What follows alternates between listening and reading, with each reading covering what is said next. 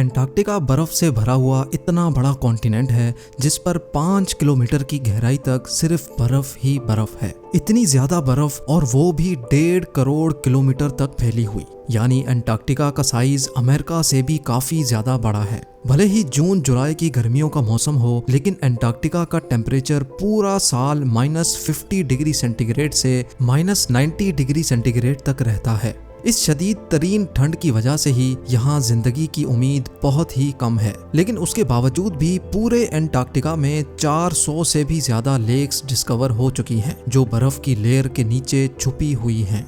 GeM TV के videos में एक बार फिर से खुशामदीद। नाजरीन, एंटार्क्टिका में ना ही कोई टाइम जोन फॉलो होता है और ना ही यहाँ किसी कंट्री का कब्जा है। हत्ता के पूरे एंटार्क्टिका में सिर्फ 2 ATM मशीन्स लगी हुई हैं। कई लोगों का मानना है कि एंटार्क्टिका की बर्फ के नीचे कई राज पोशीदा हैं। कुछ का तो ये भी मानना है कि बर्फ से ढके हुए इस मिस्टीरियस कॉन्टिनेंट के नीचे एक अलग ही दुनिया बसती है जहाँ एलियंस का राज है।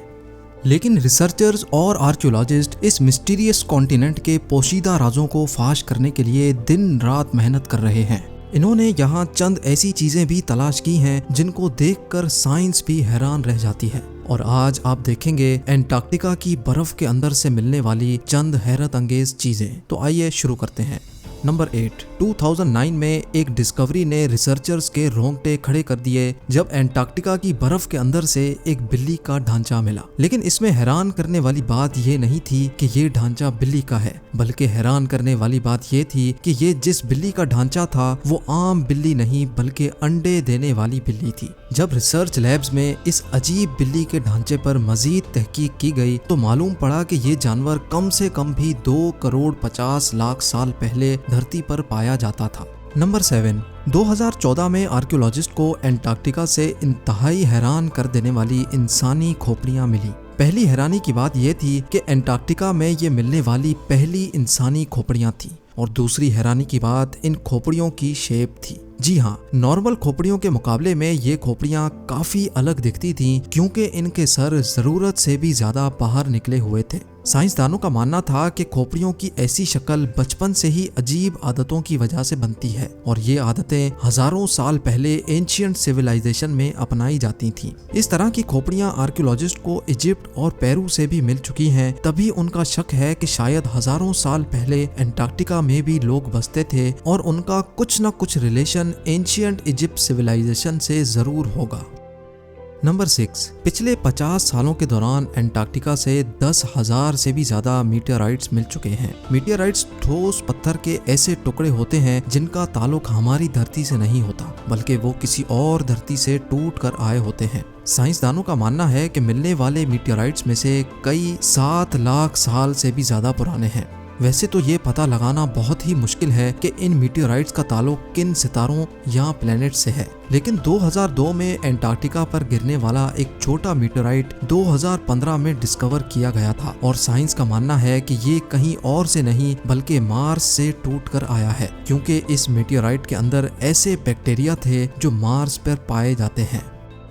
नंबर 5। एंटार्क्टिका में बर्फ की गहराई 5 किलोमीटर डीप है और ये पूरा कॉन्टिनेंट अमेरिका से भी बहुत बड़ा है। लेकिन साइंसदानों को यहाँ से कुछ ऐसे सबूत मिले हैं जिनको देखकर ये अंदाजा लगाया जाता है कि लाखों साल पहले ये जगह रहने के काबिल हुआ करती थी। जी हाँ, 1980 से कई आर्कियोलॉजिस्ट को यहाँ से डायनासोर्स, मोजासॉर्स और प्लेजियोसॉर्स के ढांचे मिल चुके हैं। इन ढांचों की साइज 36 फीट बताई जाती है, जो तकरीबन एक ट्रिपल स्टोरी बिल्डिंग के बराबर बनती है। जब हड्डियों के इन ढांचों पर मजीद तहकीक की गई तो मालूम पड़ा कि ये कम से कम भी 70 लाख साल पुराने हैं। तभी ये अंदाजा लगाया जाता है कि 70 लाख साल पहले तक एंटार्क्टिका का टेम्परेचर रहने के काबिल था, और शायद तब ये पहाड़ गहरी बर्फ से नहीं बल्कि ग्रीनरी से ढके होते होंगे।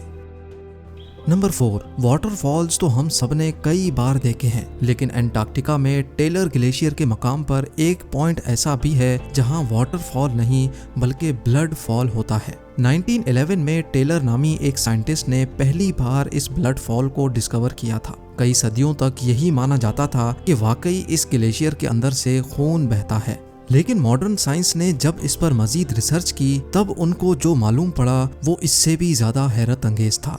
जी हाँ, मालूम पड़ा कि इस ग्लेशियर के नीचे एक बहुत बड़ा पानी का डैम है, लेकिन इसमें मौजूद पानी की खास बात यह है कि इसमें सी वाटर से भी 3 टाइम्स ज्यादा सॉल्ट है, जिसकी वजह से ये फ्रीज नहीं होता। साथ साथ इस पानी में पहाड़ों से निकलने वाला आयरन भी मौजूद है। किसी एक पॉइंट से जब ये पानी ग्लेशियर से बाहर निकलने की करता है तो हवा में मौजूद ऑक्सीजन पानी के आयरन से मिक्स होकर आयरन ऑक्साइड बन जाता है और उसका कलर रेड हो जाता है, और इसी वजह से हमें ये पानी रेड कलर का दिखता है।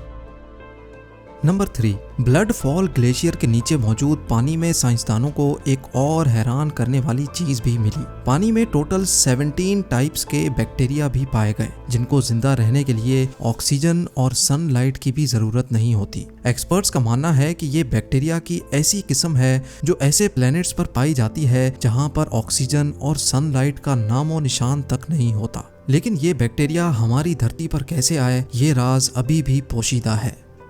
नंबर 2, हालांकि पूरा एंटार्क्टिका बर्फ से भरा हुआ कॉन्टिनेंट है, ये देखकर सबको यही लगेगा कि यहाँ पानी की कमी होना मुमकिन नहीं है। लेकिन आपको ये जानकर हैरत होगी कि हमारी धरती पर अगर कोई सबसे ज्यादा खुश्क यानी ड्राई जगह है तो वो भी एंटार्क्टिका में ही मौजूद है। ये ड्राई वैली एंटार्क्टिका में ही डिस्कवर की गई थी, जहाँ पर पिछले 20 लाख सालों से एक मर्तबा भी बारिश नहीं पड़ी, क्योंकि इस ड्राई वैली में तेज तरीन हवाओं का राज है, जिनकी स्पीड 320 किलोमीटर/आवर तक जाती है। इसी वजह से साइंसदानों का मानना है कि तेज हवाओं की वजह से यहाँ मौजूद पानी का कतरा कतरा एवोपरेट हो चुका है। आपको ये भी बताते चलें कि अर्थ के तमाम एटमॉस्फेयर्स में से इस ड्राई वैली का एटमॉस्फेयर लाखों किलोमीटर दूर मार्स से काफी मिलता जुलता है। इसी वजह से नासा ने अपना वाइकिंग रोबोट मार्स पर भेजने से पहले एंटार्क्टिका की ड्राई वैली में टेस्ट किया था। और अब नंबर 1, आर्कियोलॉजिस्ट की एक टीम को एंटार्क्टिका की बर्फ के अंदर 1100 फीट की गहराई से एक इंतहाई खौफनाक मखलूक का ढांचा मिला। ये पता लगाने के लिए कि ये ढांचा कौन से जानवर का है, कई एक्सपेरिमेंट्स किए गए, लेकिन हैरत अंगेज तौर पे इसका स्ट्रक्चर किसी भी जानवर से मैच ना हो सका। इस खौफनाक ढांचे की लंबाई 8 फीट बताई जाती है, जिसकी हड्डियां बॉडी से निकली हुई हैं। कई सालों की मेहनत के बाद भी आज तक ये पता नहीं लगाया जा सका कि ये जानवर कौन सा था और आखिर इस धरती पे आया कहां से था। उम्मीद है जेम टीवी की ये वीडियो भी आप भरपूर लाइक और शेयर करेंगे। आप लोगों के प्यार भरे कमेंट्स का बेहद शुक्रिया। मिलते हैं अगली शानदार वीडियो में।